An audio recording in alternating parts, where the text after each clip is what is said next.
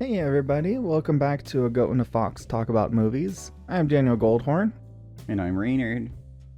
And I feel like we owe you a little bit of an explanation of why we missed our previous upload. Maybe 2 uploads at this point. And the fault is entirely mine because I had to work for 2 weeks at 63 hours a week with no days off. And then I had a week of family vacation, so at least I got traded off, but that also meant I didn't get to see any movies. Haven't logged a movie in 3 weeks. Goat is very, very sad. Movies are more important than family. Right? That's what I'm like saying. A Fast and Furious quote or something. Tom Toretto would say that. I mean, I saw Fast X, so I'm the expert who can corroborate that for you. There we go. So, very, very tragically, that means I didn't get to see such titles as The Flash. I know that was big smash hit. I didn't get to talk about that. And I didn't get to talk about Indiana Jones, the other smash hit that everyone's been seeing. But you know what? It's okay because today we're making it up, and I decided to break my cinematic fast, so to say, with the artistic stylings of Ruby Gillman Teenage Kraken. You want to, give us some insight? I also saw Asteroid City. Let's talk about that. Oh, thank God. Okay. Junior Stargazers and Space Cadets. Each year we celebrate Asteroid Day. Wes Anderson's newest movie, Asteroid City, takes place in a stage show about a remote desert town caught up in strange extraterrestrial events. When something crazy and dramatic happens, everyone goes into quarantine. Did we mention this movie was written during COVID? But underneath the quirkiness is another story about the meaning of life and all that good jazz stuff. So Reynard, what did you think of Asteroid City? Yeah, I think that any Wes Anderson discussion kind of has to be bracketed with the caveat that at this point in his filmography, you're either on board, you're either on the freight train, or you're not.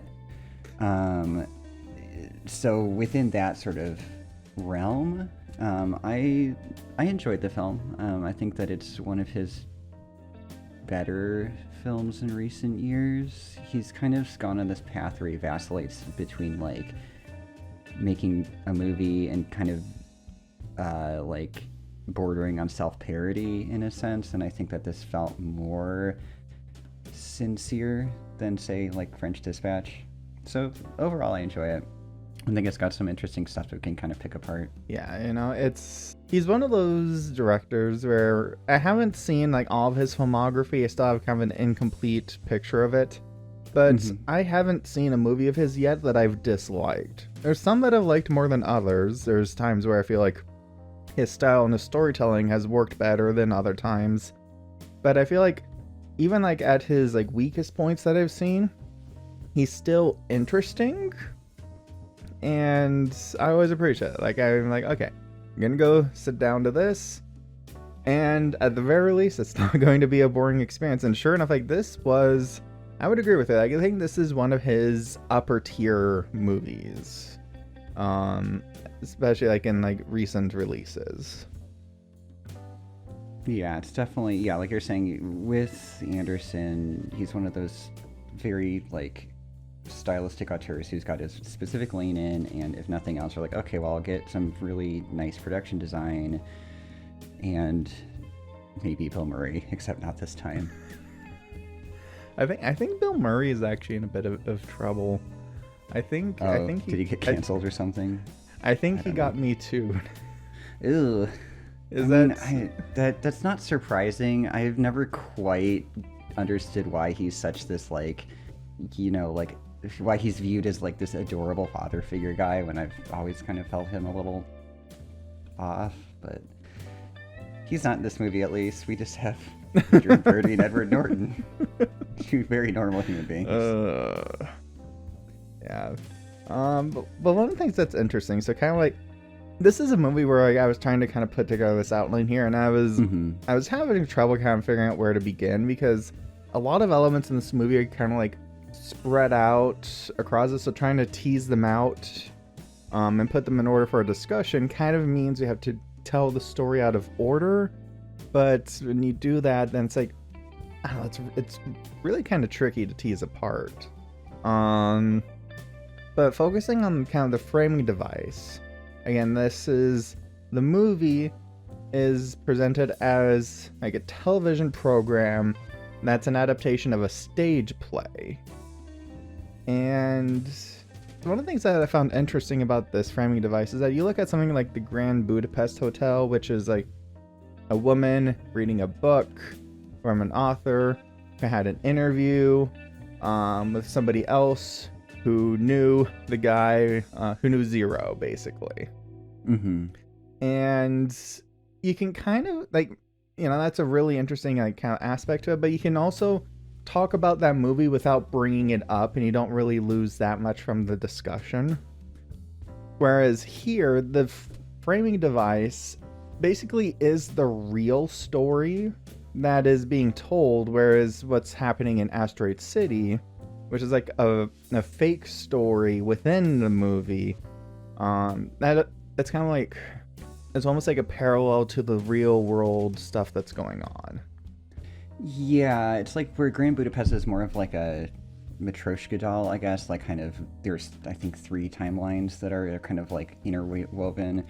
And he's kind of cluing you in with like aspect ratio changes and stuff. He does the same thing here, but it's more intricate and more about the narrative, like creative process that went into kind of the 3 levels. And he's kind of more becoming this like a Ruberos thing where he's kind of looking at himself and looking at his own process and stuff. And that does make it a gnarlier thing to kind of tease apart. I think that's a good way to kind of describe like gnarly, not in the, gnarly dude kind of way, but in a set way that's like everything feels like it kind of grows over each other, kind of curls in, and it's so hard to untangle. But again, like in a good way, in a way that still feels like you want to dig in. Like I already know I do want to see this a second time because I feel like this feels like a movie where I could go back, I could watch it a second time, and things will click into place a lot better. And we'll kind of discuss that more later on. Yeah, it's not like one like, I don't know, Christopher Nolan film where it's like there's like a puzzle that you can like go and see like clues, but it's definitely something where you can understand with the appreciation of the full picture. You can kind of start to appreciate how the aspects sort of are interrelated in a more nuanced sense. Right, it's like you can kind of see how everything starts to come together. And one of the things that's interesting, so going into it, you have like this big ensemble cast. And what I found interesting is how the story starts to focus more on Jason Schwartzman, who's playing Jones Hall, who plays Augie Steinbeck. That's probably not the first time I'm going to mess up that name. I'm just going to call all the actors. They're all Wes Anderson names, like, Graham Schnickelberger and stuff. And you're just like, okay, hi, Tilda Swinton. I'll have you know that Grim Stickelberger is a goddamn hero. Who are they again? Some Wyatt Earp. But yeah, so Jason Schwartzman, in the play, like his wife has died. He hasn't told his kids, and so the story is that he has to tell them the truth about what's going on, and like they try to. It's like has to kind of process that. And what's one of the things that's interesting, and again, this is like going random directions here, but is how like he's having so much trouble processing that, and then meanwhile his kids are just like, oh, we'll make sure to bury her right now. Like we'll deal with it. Yeah, once he eventually tells them. He's a very sort of disconnected and numb presence in the film, kind of throughout every level of his character, just having a difficult time dealing with the grief that he's processing as a fictional character, as an actor, within the film, not Jason Schwartzman, the person, I assume. But yeah, just different. He's just not very emotionally available. Yeah, and that's one of those things where, again, being it in retrospect, it adds a lot to it. Like there's an extra dimension to that, like you just touched on. But to kind of explain what you mean by that, it's like I have to go all the way to the end of the movie, so I'll just put a little pin in that, and then come back. But definitely, like, that kind of dimension there makes us feel so much richer in retrospect. So they come to, he brings his family to Asteroid City because his oldest son is going to be receiving an award at a big ceremony. And it's not even a village, it's like a gas station and a tourist trap. Yeah, it's like a wide spot in the road. They've all gathered for it, because it's it's this exciting thing, and the most exciting thing that normally happens in town is this, like, a cop car in this car chase. Like, you hear, like, little gunshots, or just like go through the background at random points. It's this very quaint sort of, like, Wild West pastiche. Just like, normal day in Arizona, and I can attest to that. But during the big ceremony, an alien ship comes down, and he takes the little meteorite that, like, because the city is named after, like, this big crater. Have the meteorite still there, and the alien just comes down and just yoinks the little meteorite. And also, I just have to say, like, I loved the alien. I love this little alien so much. He's very adorable. I was getting, like, I don't know, like Tim Burton-y vibes from, like, the weird design of it. Just kind of this little squiggly dude. Just like the big old eyes, just like looking around at everyone as he's just trying to get that thing. I was like, they've just got boxes on their head. It was just like, dude, I feel it's like that's how I feel whenever like I like forget something, I have to go in and get it, and everyone is just staring at me. And then, like, and then Jason Schwartzman, he like takes a picture of the alien, actually does a little pose, and it's adorable. Just gotta, have this little 15 minutes of fame. That was a show stealer for me. Yeah, so that happens, and then, like, the general guy who's there, he's like, oh, you have to put everyone into quarantine. And it's like, at this point, I was like, this was written during COVID, wasn't it? This was... Yeah. And sure enough, I shot it over in Spain. I actually looked at Wikipedia, and it's like, yeah, this was written in, like, September of 2020.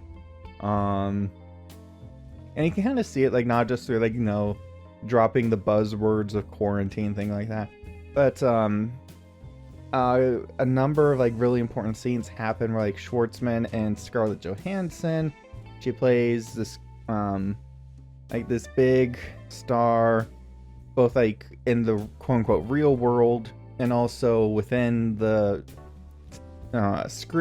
stage play. I'm having trouble keeping all this straight. Yeah, so, like, she, like, they have, like, a little bit of, like, a romance together as he's, like, kind of, like, learning to let go, and they form a connection and everything. And they're talking to each other, like, from different houses through windows, and it's like, that's kind of how it felt sometimes. Yeah, and in a way, I'm only just kind of starting to think about it now.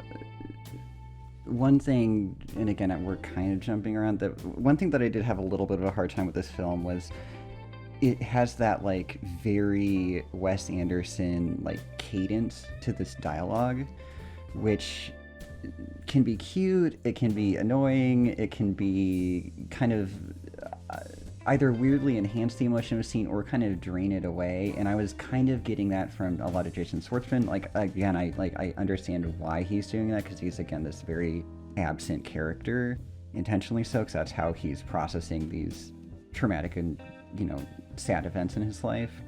But then you kind of get the rest of the cast also operating on the same level or a very similar level to that, which on my initial kind of hot take, I was like, well, it just kind of dilutes the effect, and it just kind of feels very samey. But kind of thinking about it in retrospect, it does sort of like the way that like lockdown during 2020, etc., really kind of forced this very sudden thing on all of us. Again, like, you know, we transitioned very abruptly from Schwartzman's character like experiencing this private grief to this more public grief where everyone's going through the same thing, and so you do get this kind of homogenization of, you know, all of a sudden Scarlett Johansson sitting and like her mascara is running and she's just very kind of flat and affect and stuff too, but it does kind of play into that whole like kind of public versus private processing of trauma. Yeah, I think that's a good point, and that's something that I kind of noticed too now that you mention it, like, because you look at something like, you know, I think most people, I think the general consensus is like Grand Budapest Hotel is like one of his most popular movies, and but that one, like, it feels like there's like a bit more, like the energy will have kind of like a better like pulse to it, whereas with this one it does feel a little bit more muted.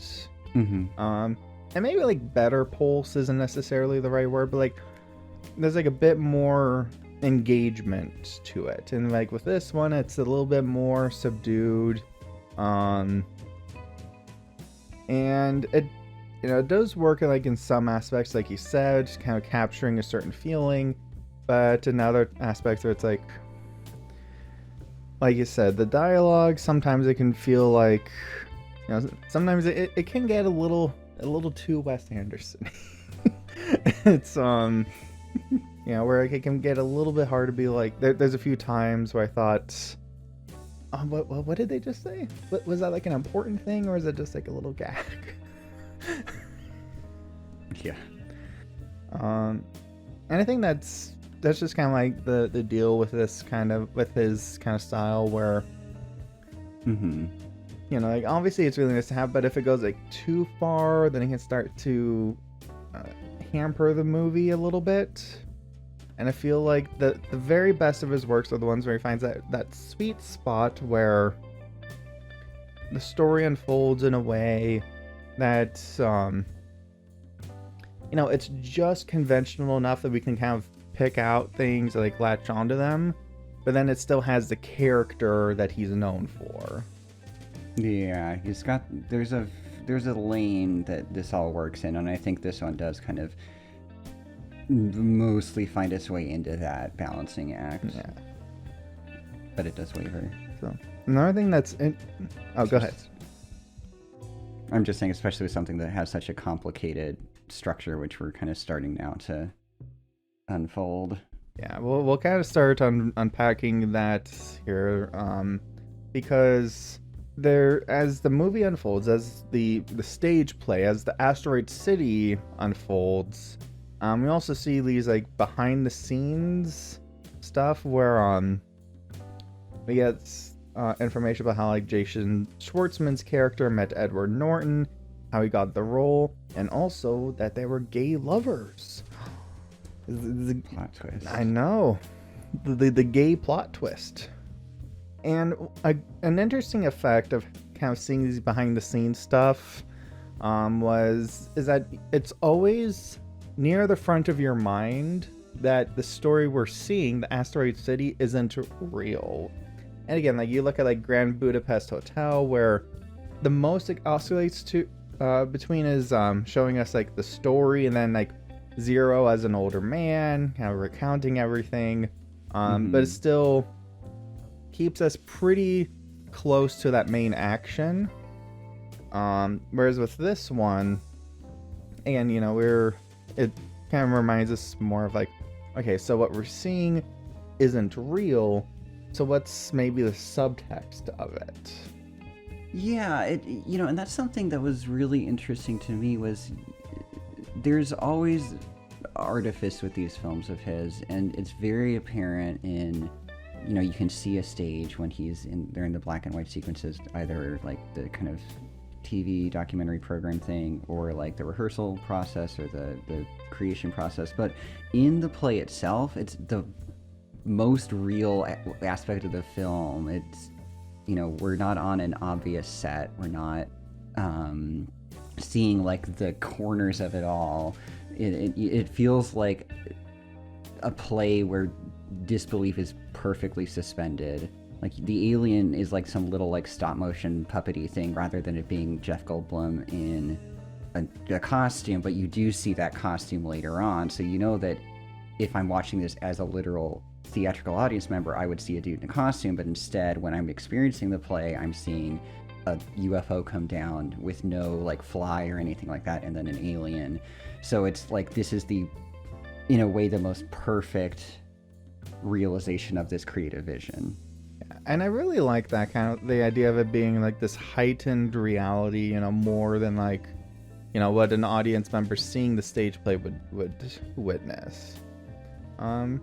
Because but it does have wrinkles. Yes. And one of those is this interesting moment, and this is the part where you really start to realize that something is like really going on with Schwartzman's character, not just his character within the stage play, but the character outside of that. The character who's the actor playing a character. Mm-hmm.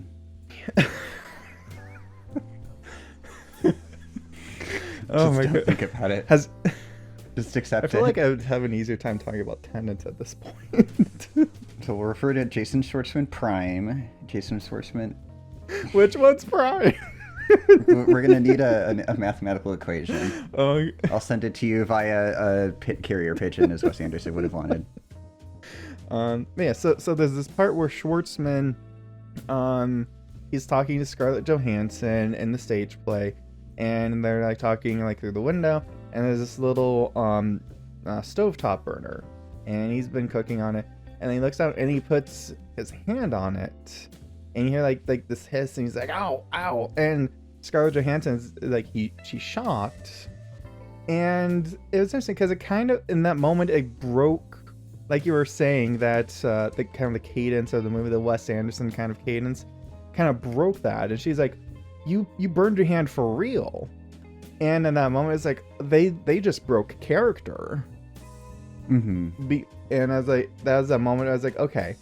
Something weird is going on with Schwartzman's character. And I thought that was a really cool way to kind of, again, use that double layer to the story, because you can kind of be like, because like, as the stage play is going, you can kind of be like, what's really going on between all these folks? Right, and it kind of crescendos, because like that happens, I don't know, midway through the film. Like before that, the first hint that we know about the triple structure, right? But the first hint that there's like further subterfuge happening is Bryan Cranston just shows up for like 3 seconds in the play, and nobody knows why the fuck he's there, and he doesn't know why he's there, and he just disappears. You're like, huh? And then you get that. And then it eventually escalates towards, Schwartzman Beta just leaving the play. You're like, oh, Jesus God. Some Truman Show bullshit going on. I love that, because that was the moment where they're like, okay, we're going to lift the quarantine. It's all okay. And then the alien just comes back, drops the meteorite. I was like, oh, we're done with it now. I was like, okay, we're going to quarantine again. And everyone just like, it's like, no. They're trying to like fly July away. 2020. And yeah, like, he just like walks off the stage, and he's like, and there's this moment where, so he goes to the director, the show's director. He's like, am I playing this well? Am I doing it right? And at first you're like, at first I was like, oh, like he's, like maybe he's getting tired of this. So, like it's all like getting to him. And at first I thought this was going to be a theme of like, because we all got really tired at that point of the year when the pandemic was happening. And I was like, oh, there's going to be this theme, like, even when things get really tired, you just try to keep pushing forward. But then there's the other twist, the very end of the movie, where you find out Edward Norton's character, the screenwriter of the play, and Schwartzman's gay lover, has been killed in an auto accident. And that really recontextualizes so much of what has happened. It recontextualizes Schwartzman's like his status, his mood, his insecurity about it, if he's doing things right. And that's the reason I feel like watching this a second time would be super beneficial. Yeah, I think that you kind of are getting different angles from that. You can take it from, like you're saying, a quarantine kind of thing, from personal experience. You can take it from sort of how is this character and the actor, how are they interacting with the material that they have to cover, and kind of its within universe context. I think you could take a step back and look at it from the perspective of like just kind of generalized artistic uncertainty. I think there's a lot of vulnerability that goes into when you're working on creating something. You're constantly saying, well, is this good enough? Am I realizing this in the best way I can, or am I fucking it up? And I think that, it's always interesting when you can really look at something from multiple different angles and say, okay, like I can make a case for this or that or the other thing. Yeah, it's a very, there's a lot of layers to it, not just with the plot, but also these themes and everything. And what's interesting is that there's a lot of smaller components as well in the movie that we haven't even like talked about yet. And it's interesting to kind of see how everything kind of unfolds. Like, another like group of characters that have like arrived for Asteroid Day. Is it space or is it space? I don't know. They're here in Asteroid City. Junior astrologers and youngins that like the skies or something like that. Sounds good to me. I don't even think Jeffrey Wright remembers it after like he had to have it like read off a card or something. Like I don't know. So teachers come with like a big class and everything, and she's trying to give like a little lesson of like, oh, space and everything. But the thing is that the alien is just kind of looming over everything. She's like, so this thing just happened, but we're just gonna talk about space. So who wants to learn about Neptune? And all kids are like, but the alien. It's also a very religious movie. We have the death of the mother, but like it's like religion and belief, because you have these children are constantly praying, and then it's supplanted by this like alien narrative, and then the one child makes a song that's, I forget what exactly it was, but it was basically bless the ancient, bless the alien or whatever. And it's just kind of interesting, this like weird kind of childlike naivete that goes into like this like sudden discovery about an alien, kind of that he's sort of linking in with the religious upbringing of these students, or that aspect of them. Like they get off the bus in Asteroid City, and like the first thing they do is they lead a prayer, and the boys like, thank you God for letting us see a coyote get flattened by a pancake by a truck. Oh my God. Whereas like and then there's a lot of like, I guess he's like friction between like Schwartzman and his kids and Tom Hanks. Like Tom Hanks is the grandfather of the kids. There's so many characters. But it's, and it's just like, and then the kid's like, what's gonna happen to Mama now that she's now that she's dead? And he's like, I don't know. I mean, he's like, I love that they're literally powerless to move her gravesite. Yeah. Just like, okay, these little like witch children have willed it so. Little Tupperware. And thus it must be. I was like, oh my God. But there's a lot of talk about like, you're Episcopalian, you're okay. Like I'm an atheist though, so it's like, so there's like a lot of talk about like religion and faith and everything. And I think there is that interesting kind of gap between the adults who are like, who want to kind of like keep things under control, that want to like put things to use, or like kind of like keep order and everything, and the kids who are much more about like discovery, invention, like accepting things and moving on.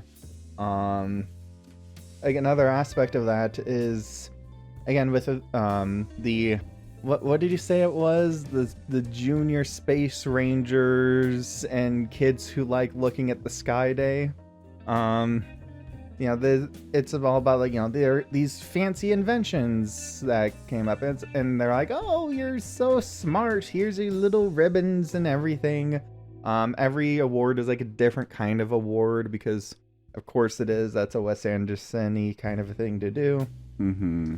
And then later on in the movie, we see like the scientific foundation and the government are butting heads over like who owns the rights to exploit these children's inventions.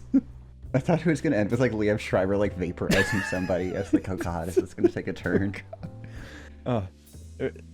Chekhov's Zappy. Zapper Yeah, Doodle like, 2000. But there is it's also interesting, kind of like contrasting that with like the fact that Asteroid City is very near like nuclear test sites. Mm-hmm. And it's like probably the greatest, there's like one of the most famous examples in history of human ingenuity and invention being turned towards destructive ends. Yeah.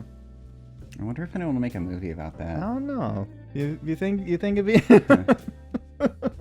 I mean, I know that like Greta Gerwig's working on something, so I assume they'll touch on it. Maybe it'll release alongside Nolan's Barbie.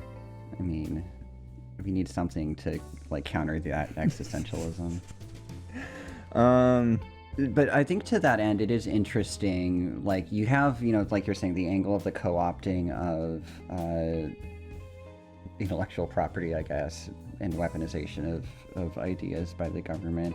And it's kind of like, if we're taking a step back from that, there's sort of, it's set in the 1950s in this very kind of like Americana, little small town situation, this very idealized kind of, everyone's looking to the sky, they're all starry-eyed, but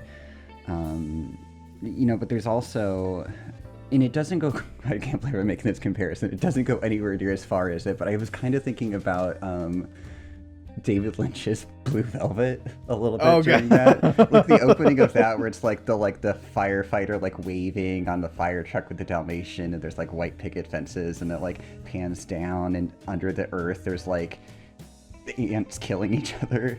And it doesn't ever go that far. It's not like I don't think you would ever do that, but like there is something about like there is a darkness to this very placid 1950s hopefulness that the film is bookended by nuclear test blasts, which are played off as a joke, but as these existential events that are happening as if it's nothing. And you have, again, this co-opting of property by people with ulterior sinister motives. You could say you have that like Steve Carell's whole real estate scheme that he's doing. So there is like the optimism is very much a veneer under which there is something that like Jason Schwartzman and all of them are kind of picking at and messing with.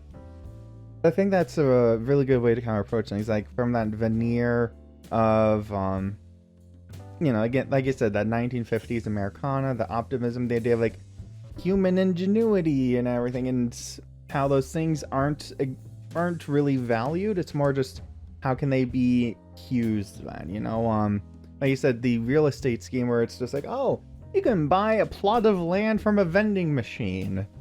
Is he like the first like Bitcoin farmer? Or these NFTs? Oh my god. It's like, honestly, probably that little plot of land, even with that whole like, oh, you lease it out and then it's a loan, you pay back over 50 years, that probably still has more value than a Bored Ape by this point. Gonna cash him out someday. Yeah. Another thing that's interesting is there's this kid, one of the kids who's there for the Space Ranger Day, and his kind of like his shtick is he's always like, oh, will you dare me to do this stupid thing? And people are like, whatever, and then he does it over and over, and eventually like his dad runs him. He's like, why do you do this? Like, what are you trying to get out of this? And kid just answers like, well, I just want to be like seen. I want people to acknowledge that I exist. Mm-hmm. And again, it's kind of interesting how it kind of ties into this whole like with everything else that's going on, where like people kind of feel like they're kind of being desensitized by things, or it feels like they're not always seeing what's in front of them.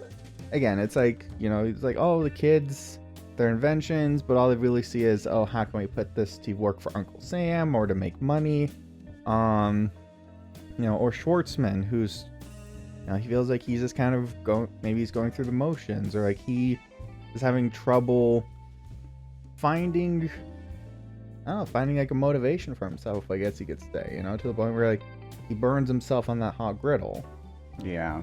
I feel like I'm starting to kind of like talk in circles with nonsense at this point. Like, if I had more time, I would be able to cohere this into probably like a unified theory. The unified Asteroid City theory. That's what Tilda Swinton is going to discover.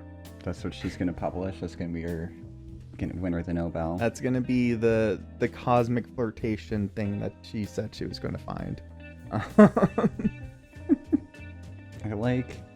There's so many little bits and threads and stuff hanging off, and it's a very dense movie, and there's a lot going on, but I think you can kind of choose to focus on whatever facets draw your attention or that you're interested in, and you still get the full narrative, and you still get kind of some stuff to chew on and think about. I feel like the main theme for me, and again, kind of considering, you know, how this was produced, when it was written, the circumstances it was written under, it feels like a general theme that I gravitated towards is this idea of like, you know, try not to worry too much about terrible things. Like, obviously you want to like keep an eye on things and be ready and prepared to react to whatever might happen. Like, you know, obviously it's like, if there's a global pandemic, you don't just pretend it's not happening. Look directly at the screen here. Well, but it's like, you can theoretically.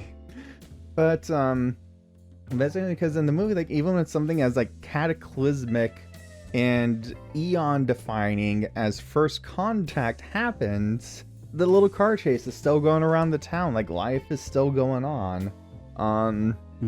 Like, literally just a day later, Jason Schwartzman, you know, he takes his pictures, and he, in his little dark room, there's like a picture of the alien, like literally the first and only photographic evidence of alien life. And Scarlett Johansson is writing more like, well, what about the picture you took of me? How did that one turn out? It's like something so dramatic just quickly becomes routine and banal, and ultimately you keep going, you know. He was so scared to tell his kids, like, oh, you know, your mother died. He didn't tell them for 3 weeks because he's like, oh, it's not the right time, they're not gonna get it. And then when he tells them, they're just like, okay, well, we'll bury her right here is good, next to the cactus. And again, that kind of ties into the whole idea of, like, you know, these kids who have like more, they haven't learned to be cynical yet. They haven't learned to, and again, in a sense, almost like they haven't learned to corrupt themselves yet with ideas like, oh, rules, and because like it's a kid who like breaks the quarantine, who breaks the information quarantine to relay the truth to the world of what's happened. You know, it's his school paper that breaks the news that alien contact has happened. No, it's like, it's the kids who do the right thing. They're the ones who are like, no, this is the right thing to do. We are going to do it. And I think what's interesting. Oh, go ahead. No, I'm just saying. It's got a very like ephemeral feel to it, in spite of what are the ostensible stakes of it and the implications. Yeah, it's just like, it's overall like it leaves with like an optimistic feeling to it. And I think what's interesting is how the opening and closing songs of the movie, and that opening title sequence as well, is a train. The songs, again, that open and close the movie are about trains. And it evokes the idea of just moving on along the way, you know, going down the rails, going down the lines of life. You know, just keep moving forward, so to say. Mm-hmm. Yeah, I think that's an interesting take on it. And then during that closing song, a little roadrunner puppet comes out and does a little dance for a couple minutes, and that was my other favorite part of the movie. That was literally the best part of any movie of this year. I was getting up to leave the theater because I was like, well, there's obviously not going to be a scene where Bill Murray is like inviting them to the, you know, whatever is the Wes Anderson initiative or whatever, and that, God forbid that happened, but like he started dancing and I just stood there like a dipshit in the aisle for the entire rest of the credit sequence, watching him dance.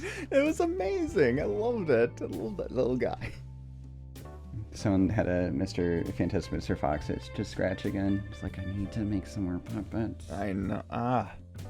So that's my general unified theory of Asteroid City. Has a dancing roadrunner and a cute little alien. There we go. It's the dichotomy of man. Yeah, like, and like, do you have any other like ideas of like themes or anything that you gravitated towards that? I think in general my read on the film is a lot more kind of just broadly textural. My giant rant about the 50s, I think, was something that I really kind of found. It was clearly something that he was very interested in kind of thinking about within the text of the film, and just kind of interrogating, you know, what do we do when we kind of are very, at the one hand, optimistic, and not like there's optimism that we see in the children, and there's kind of this sort of facade of optimism that you see in the kind of authority figures, be it the teacher or the general or Dr. Higgs Boson or whatever her name was. You know, and so I just found it was an interesting kind of just, that's such a common trope that we have, and everyone kind of has some level of understanding about that, so to kind of just have a different angle on that was interesting to me. And I think having I just enjoyed the structure of it, using that to kind of tell your story in an additional layer of the medium. Yeah, the plot structure really does a lot to give this movie like a lot more depth. Or yeah, there's always the underlying layer of subtext that you're always looking for, and it makes it one of the most like interesting stories that I think he's told so far. Yeah, like I think that if you go down and look at any one of his themes, like talking about how do we interrogate grief, how do we find resolution there, how do we, you know, creativity versus whatever, like I don't think that any one of those threads was terribly quote-unquote deep. I don't think he really said anything that hasn't been said before, but I think that in using this structure, he sort of justified the movie's existence in that regard, and gave me a new way to kind of think about these things that I've probably thought about before. Absolutely. You know, the unique way that it's told, and it also allows us to kind of mine, it allows us to kind of mine, you know, our own perspective, I guess you could say. Like, it definitely feels like a movie where it's like, it feels like you can look into this mirror, and then what you see back will kind of reflect and not just, where am I going with this metaphor? Art is in the eye of the beholder. Yes, and it's especially true with this movie. I feel like this is a movie that can have a lot of different readings depending on who is reading it, and I think it's pretty cool. Cool. It's always fun to have something that different people can have different takes on, and as long as you have like some way to substantiate your argument, I think that's what makes literature or art like that so exciting. Well, do you have any final thoughts? Any final parting thoughts for lovely people at home? You can't wake up if you don't fall asleep. Yeah. Oh my god, we didn't even talk about that. What does that mean? What does that mean? And It was the lyrics to, it was the second credit song, and if you like listen to the lyrics, it's kind of, again, like embracing these, I think, like you're saying, embracing the process. You know, you can't do certain things without having to succumb to the process. Yeah, I feel like, yeah, for me, it was like very something similar where it's like, where, life kind of goes on the cycle of up and down. And again, this movie was written in a time when there was a strong down cycle, so to say, in everybody's lives. But I feel like, the other end of that is that once it goes down, it eventually goes back up. And I think that's, big attitude here where, you can't wake up, you can't feel the fresh morning without, having an evening where you go and you lie down for a bit. I don't know, it's like a cyclical kind of a thing. Yeah, absolutely. Yeah, it's just a very lovely movie, very charming as always. I think it is definitely one of his stronger works, especially for what we've seen in recent years. And yeah, big old thumbs up from me. Yep, it's a fun one. Fantastic Mr. Fox is still better. So, well, obviously. So I feel that's a good way to kind of like leave off here. And we're gonna be back next week for the big event of the year, the big double event of the year. We'll be catching that, and we'll make sure to have a whole episode about that. It should be a lot of fun. Thank you so much for joining us today, Reynard. Well, thanks for having me, as always. Yeah. And to all you back home, thank you so much for joining us. Like, comment, subscribe. I'm sure you've never heard that too much. Ring the bell. And hope that you'll join. Is that something you're supposed Ring to say? Ring that bell. I don't remember.